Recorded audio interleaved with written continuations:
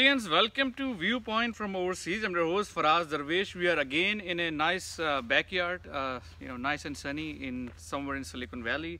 I have with me Riaz Haq because Misbah and rest of our team has been traveling. So topic number one is PM Nawaz Sharif, the former Prime Minister of Pakistan.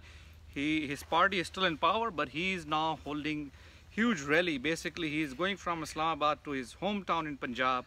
And there are huge number of people welcoming him as he go from one village to the other and as he move towards his hometown.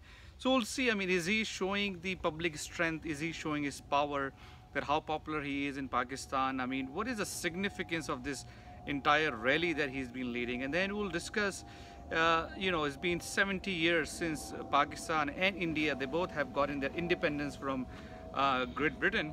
And how much have they progressed? What really went? What happened? What has happened in the last 70 years between those two countries, which are enemies? They are enemies. They could be friends, but when will that ever happen? That they will reach a level of friendship? And then North Korean crisis, and there is a huge, there is an expectation that U.S. economy, the stock market, all of this could be impacted due to this North Korean crisis. Riaz, let's begin with PM Nawaz Sharif, the former Prime Minister of Pakistan. What is the significance of this rally? Is he showing his public power? Yeah, I think there's a lot of questions being asked about what is the purpose of it. Right. Why is he gathering these large numbers of people? Is he showing his street power? If he is, how would that help him? Right, right. So, and there's a big concern that he may be, instead of helping democracy strengthen, he may actually end up undermining it, because after all, he is attacking judiciary, which is a branch of a democratic system, a government. It's an institution that is extremely important in any democratic setup. okay. So by challenging its authority, by inciting people against the judiciary, is he creating another crisis?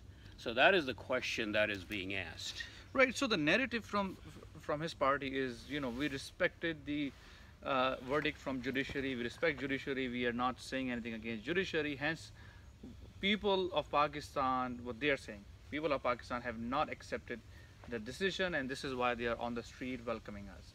So in a way, they are saying we do respect judiciary. We are not speaking against judiciary, but people of Pakistan have not accepted this. Let me give you an example of what acceptance and respect means. Back in the year 2000, there was a disputed election in the United States. People felt strongly on both the Democratic and the Republican side about the outcome of that election. You're talking about George W. Bush Gore. and Gore. Yeah, Bush v. Gore. And what happened at the end? The Supreme Court stepped in, and a lot of people thought that it shouldn't have, that it was wrong. And because of one vote, it was a split decision. And that vote was Antonin Scalia was a very right-wing conservative judge. Because of that one vote, the decision went in favor of George W. Bush. Now, right. People still question that. But not only did Gore accept that decision, he didn't go out and start a campaign across the country against the judiciary. That's what respect means. That's what respect for institutions is. He said that he profoundly disagreed with the verdict. However, he respected it and he went home. That is what respect means. This is what Nawaz Sharif is doing, is the exact opposite of what Al Gore did at that time. So, their argument is they are countering their opposition, which happens to be Imran Khan, PTI. What they're saying is, we are trying to defeat the PTI's narrative that we are no longer popular. They are the only. We are defeating the narrative. Yeah, but why attack the judiciary? That's the point. If you listen to every one of his speeches, he says, I've been sent home wrongly. The judiciary has done me wrong. The 5 honorable judges just got together and decided to get rid of me. So this is the kind of narrative that is very dangerous in a democratic system. Right. So And not only him, I mean, there are people, a bunch of liberals, like Asma Jahangir, who's basically supporting this narrative. So that's the problem, Democracy does not just mean an election and a prime minister that comes out of it. Democracy also means rule of law. Democracy also means respecting the decisions of the judiciary. So what you're saying, he should have accepted the decision and not hold any public rallies. Or if he did, he should not be attacking the judiciary as he is. He's actually directly attacking the judiciary. So you're saying you're okay that he's been holding public rallies, but you're not okay that he's attacking judiciary. Yeah, I mean, he's actually airing his very personal grievances. It's not about party, it's not about democracy, it's not about country. It's about him. Okay, so but you have no problem him holding rallies. Yeah, I mean, anybody can hold rallies. Rallies is not the point, but what is the message being given in those rallies is the concern. Okay, and so I think, let me try to be devil's advocate here. They're saying that all along for the last 4 to 5 years, we have not been holding any rallies. Imran Khan has been, having his dharnas and, showing his public power. This is the first time that we are countering PTI and Imran Khan that, hey, no, we can hold bigger rally than you. The point is that they're not countering. I mean, you listen to the rhetoric. He's not attacking PTI and Imran Khan. He is attacking the judges. He's attacking the Supreme Court's decision. He's actually saying what the judges have done is wrong. Okay, so that's the point of it. That's the point. So the narrative, the rhetoric, that is very dangerous. So what could be the outcome of this rhetoric? You're saying people will no longer believe or have a faith in judiciary? It undermines people's faith in democracy, people's faith in judiciary. If a country has democracy and it says that its judiciary doesn't work, what kind of a democracy is that? Okay. That is not a democracy. So, in fact, democracy has 3 branches of government: the executive, the legislature, and the judiciary. All 3 are co-equal branches that need to be respected. Now, who decides at the end as to whether somebody did something right or wrong? Is the Supreme Court. And Supreme Court they're human beings just like any other institution, and they make mistakes. But even their mistakes have to be respected, have to be just because of the institution. Because of the institution. Okay. You have to create that support for the institution in order for democracy to thrive. So, Riaz, I hear you. Now looking forward, 1 year, which is when the next election falls within the next 12 months. Where do you see the next election going? How do you see this next 12 months? Will PMLN strengthen themselves and then try to perform in the next election, trying to win the next election? Will they play the victim card, or how do you see what? I think that's what's going to determine the future of PMLN itself, how they respond to this. If they continue to air their personal grievances and continue to attack all other, in fact, they're also attacking. If you look at the subtext, it's also the military. The military is also under attack. They're basically saying the establishment has done it, that generals are not being held accountable, but I am being accountable. So that's the narrative that's being promoted. Now, the thing is that if they get consumed by this, instead of focusing on delivering results for the people, all these ministers are in the rallies, they're not doing their job. The entire bureaucracy, all of these people are being used to support these rallies. If that is what they're going to do, it's going to be hard for people to see the results of their governance, which is what they need in order to win the next election. So that's going to be the big So it kind of issue. reminds me of 1990s. So when I was growing up, I saw this whole musical chair between Benazir and Nawaz Sharif, these accusations, these questionable Well, it's not to language, the same extent. I mean, I think the last government served out completely. Although the prime minister changed, but the prime minister is only one figure in a parliamentary system. The important part of a parliamentary, the most important part of a parliamentary system is the parliament. And the parliament served out its term. This parliament is going to serve out its term. So it's very different from the 1990s. In the 1990s, the parliament was actually just disbanded. So now, Riaz, coming back to this, 70 years, we're gonna see 14th of August next few days, and then 15th of August. both have a huge significance at both dates have big significance in South Asia because these are the independence days of India and Pakistan. What has been the progress of these two countries? I mean, the level of enmity has been growing. It hasn't gone down, and since the election of the Prime Minister Modi, things have gotten worse. Where do you see this going? So let me first say some of the positive things that have happened. There is a Swedish professor. There was actually, he just died last year. His name was Hans Rosling. Yeah, he has actually a website called the Gapminder, gapminder.org, and it has a very good animation of how the world has changed in terms of socioeconomic indicators over the last hundreds of years. And if you look at that animation, it shows that both India and Pakistan have seen dramatic improvements in the standards of living. In both countries, for example, the life expectancy was around 35, 36 years when the countries were created in 1947. Okay. Now it's closer to 67, But that years. would have had to happen. Not necessarily. It didn't happen in the previous 100 years. There was no change at all. This is how the world used to be in previous 100 years. No, that's not true. That's not Yeah, true. I mean, if you look at that animation, you see the West was rising, the United States was rising, the Europeans were rising, but not this part of the world. The per capita incomes were stagnant, no change. Now the per capita incomes have actually changed 5 or 10 times over the last 10. But this has been the case with the countries that were not under the British rule. No, I'm not talking about whether they were in the British. I'm talking about countries like Pakistan and India that were ruled by a colonial ruler, whose main purpose was to extract resources from these countries and take them to Britain. Remember, when the British came to India, India produced 25 to 26% of the entire world GDP. It was the world's largest economy at that time. Okay. We're talking about now, the 1700s. And when they left, the Indian economy total contributed only 2% of the world GDP. So there have been dramatic changes.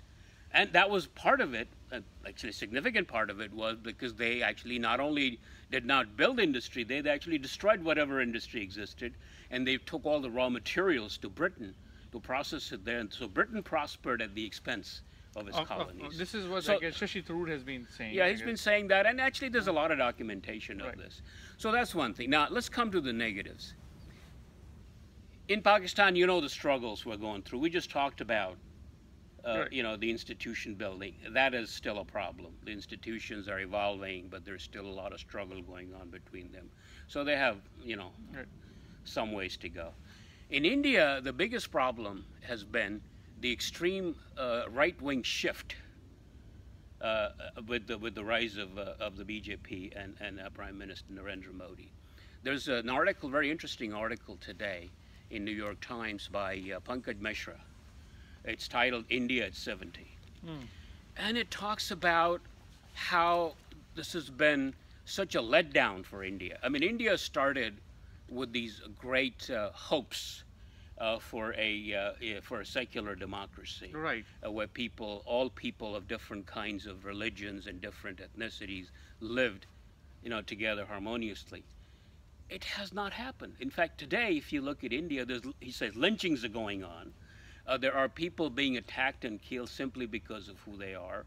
The Hindu nationalism is on the rise. There's fascism, there's xenophobia. He talks about how the Africans have been attacked in India. He actually makes a reference to W.E.B. Du Bois. He was an American but writer. But that's the same case with Pakistan. Well, Pakistan is going the other way. The extremism that Pakistan saw in the 1970s is abating. Well, the Pakistan 80s is abating. In India, it is rising. So they're on a different trajectory now. Well, Pakistan is trying to pull back from the narrative they've been promoting. That's what I'm saying. For 30 That the years. direction is very different. Right. Yeah. So in India, it is rising. In Pakistan, it's ebbing. So it's the ebb and flow. Right. Pakistan is trying to undo what they did, and India is trying to do what Pakistan did. They're making the same mistakes that were made under Zia in Pakistan. Right. So that's what he talks about. I'm not talking about somebody from Pakistan who's making these criticisms. This is an Indian journalist by the name of Pankaj Mishra who's written this. No, I agree with you. But then has all. I mean, if I look at the 70 years history of Pakistan, Pakistan has descended into this chaos of extremism. I mean, we must accept. We must absolutely. Accept. I mean, look at what we did to Ahmadis. Look what we did to the minorities of Pakistan. And that is accepted. I mean, we have been through this. We still have a lot of problems, but the direction has changed. Well, see, this is when you say direction has changed. There are a lot of people who argue that direction hasn't changed. It's just a, more of an advertisement because the fundamental. No, but the issues results have not are there. been resolved. I mean, if you look at there was a survey, a Pew survey that just came out about religious violence in different countries and social hostilities against people of minorities. Actually, India fares worse in that survey, much worse than Pakistan. Is that because when you say that, I mean, when you have lynchings going on, when there are people being lynched on a regular basis because they're accused of eating something that the rest of the society doesn't agree with, what does that tell you? So you're telling me because the level of lynching in India is much higher. That's one. That's only one of them. Then you have the Gharvapsi. I mean, that's a big deal. They're trying to forcibly convert a lot of people back to Hinduism. They're saying Hindu they belong to be. There's also reports, because of this lack of rule of law, absence of rule of law, the crimes against the Dalits have risen about 35% in the last 2 or 3 years.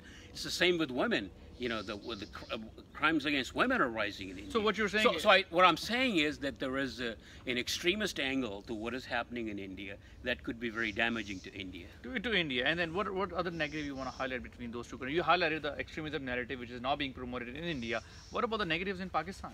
Oh, it is a negative still a negative in Pakistan. I mean, we're still fighting a war. Right. Remember. Right. These people have not been defeated. They're still there, and they're in all kinds of places. They're in significantly important places.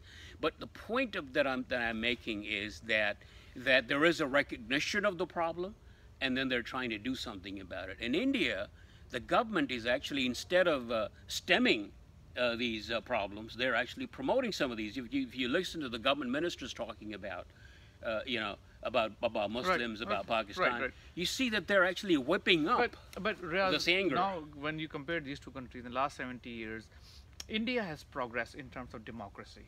Pakistan hasn't progressed in terms of democracy. It has. I think not at that level of as when you compare the institutions are not as well developed in Pakistan. They're still going through that struggle. So that is absolutely the case.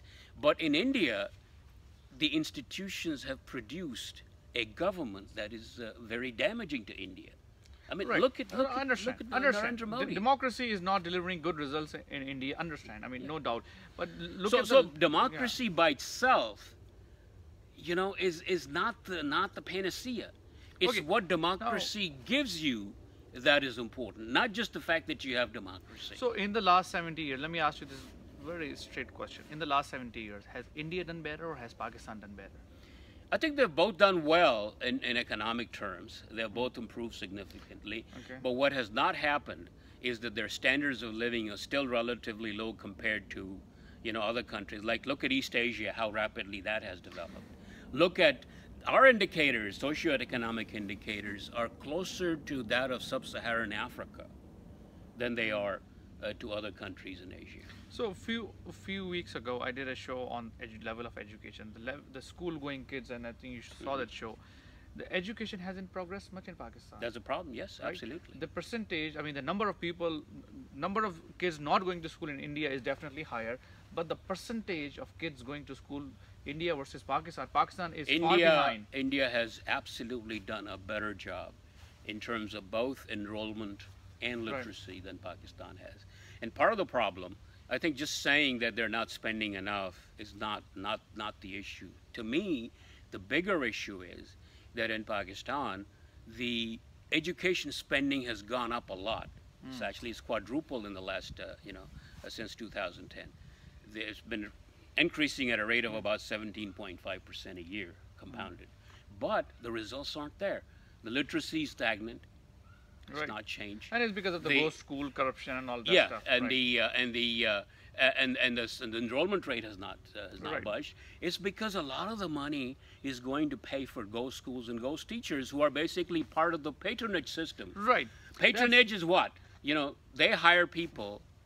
Sometimes they just hire them because they're their friends. The politician wants to help somebody, and they give them a job who don't show up for work. Right, right. No, but don't you think that it has to be fought at the battle again? Battle, has to be fought in two fronts. Front number one is you increase education spending. Front number two is you decrease the level of corruption in education. Exactly. So that's where accountability comes in. That's why accountability. If you have a democracy without accountability, it's no democracy. Right. So that's the important thing. In the interest of time, let me go to the last topic: North Korea. North Korea. What is happening in North Korea? There is a expected economic downturn that could happen. If the North Korea crisis continues. How do you see this? Yeah, I think this is a very, very big concern right now. For the last several days, there's been extremely high rhetoric. Very dangerous rhetoric by President Donald Trump. He's used words like, fire and fury, like the likes of which the world has never seen. Then he's talked about, we're locked and loaded. These are very dangerous, terms, words to be used in a situation that's already very tense. Right. In fact, there's so much concern that a lot of the American allies are now speaking out and saying, hey, cool it. They're telling Donald Trump to cool it. And Trump's own people, people like Secretary of State Tillerson, Nikki Haley, the ambassador to UN, and Defense Secretary Mattis, they're all trying to cool things down. They're saying, we're not going to start a war. If there is an action against us, then we will react. So they're trying to walk it back. Every morning, Trump gets up in the morning and he starts tweeting something that is then walked back by his own people. So they're trying to calm things down. But this is a very dangerous situation. You have basically Donald Trump versus Kim Jong-un, mano a mano, going against each other. Right. So do you see this getting bad, or do you see it improving? I think these are the times that are extremely sensitive. They're like hair trigger type of a deal, where a war could start as a result of this kind of talk. This type of rhetoric. Yeah. The problem is that a lot of the wars. I'm reading this book by it's called Destined for War by Graham Allison. Graham Allison. Yep. And he talks about how many wars have started as a result of miscalculation by one side or the other. And once the conflicts start, it is very difficult to de-escalate. The conflicts tend to escalate and they spiral out of control until there is a disaster. So this is one of those situations where I think saner minds need to prevail. People need to speak out and say, hey, don't do it, cool it. So somebody needs to restrain Trump. So basically, you're requesting Donald Trump to cool down. Exactly. Right. Audience. I mean, the U.S. is the most powerful country here in this equation. But the U.S. doesn't have to, speak the language that is spoken by. Will this get other allies, U.S. allies, get sucked into this war? Oh, absolutely. I mean, one of the first things, if this guy, the problem is as follows. The U.S. record in terms of nuclear denuclearization is very bad. Kim Jong-un sees what happened to Saddam. He sees what happened to Gaddafi. They gave up their nuclear weapons. And look what happened to them. And he is a survivor. Kim Jong-un wants to survive. He wants his government to survive. And he knows that he gives up his nuclear weapons, then he has no chance against the United States. Look at Iran. Iran is... So it's the same deal. So we have created a situation, we meaning the United States has created a situation where countries see their security in having nukes. And that's a problem. So I think U.S. has to acknowledge that North Korea is not going to give up its weapons. Kim Jong-un is going to keep them. So what can we do? How can we manage a nuclear-armed North Korea? without starting a war. Right. Audience, thank you for watching Viewpoint from Overseas. We'll be back next week.